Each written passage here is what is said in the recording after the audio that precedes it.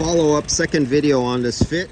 That was freezing up an evaporator, been to the dealer twice, recharged, topped off, one O-ring changed, and I explained in the first video how you can miss the missed opportunity of finding a leak and then have no possible way of finding it again if you don't test it where the car stands.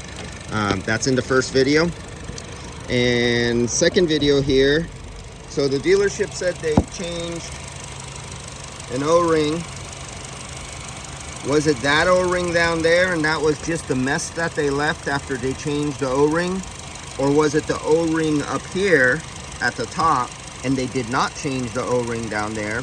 So I have the service writer is going to ask the customer so we can find out if that's another leak down there or if that's just the mess the dealer did because they were too lazy to clean up the spilt dye. And that would make me, the next technician, think there's a leak there. Now, let's say I didn't know the history of this car and I tell the customer, oh, you have a leaky O-ring down at the bottom. He says, oh, you're a liar. Somebody just changed that O-ring. That would make me, the technician, look bad. It would make the shop look bad. We have a good customer here who gave very good, detailed description of everything that was done on the car. The only thing I don't know that's going to be found out, was it the upper O-ring or the lower O-ring? Then I found another leak because it has dye in it. Right there. You see, see if I could zoom in there. Right there. At the O-ring for the receiver dryer to the condenser. That's the other leak.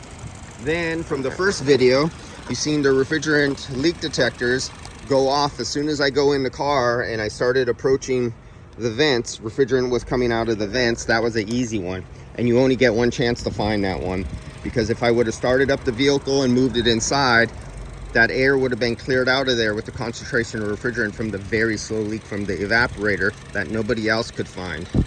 Nobody else can find it because, one, usually they don't know this because they're not taught.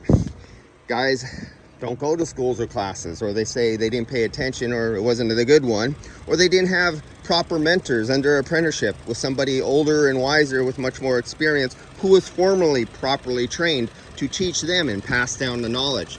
The owner themselves doesn't know this, so he can't teach his technicians this. If an owner goes out of the way and says, oh, I don't want old guys, I want new guys because they don't have bad attitudes or toxic employee or something like that, I want new guys. Well, if the owner is a technical idiot who can't teach his guys, but he keeps hiring young guys who are learning on the job, there's only so much you can learn by yourself without a formal apprenticeship by somebody who's actually qualified. 10, 15 years, had formal education. Not all the time. There's a few. Some guys are going, oh yeah, but there's these great guys out there who never had any formal. That's like LeBron James. Every kid who plays basketball is wishing to be a LeBron James. So what is it? 1 out of every 150,000. Okay, let's not go there. You're just making up excuses. So these are the kind of things that I'm trying to get across my videos that aren't in books. And unfortunately, guys don't believe in training and shop owners don't believe they need to know this stuff to teach their guys. And hence, we got a lot of ripped off customers out there through ignorance. I'll see you guys later. That's the end of this one. We got some fixing to do here. And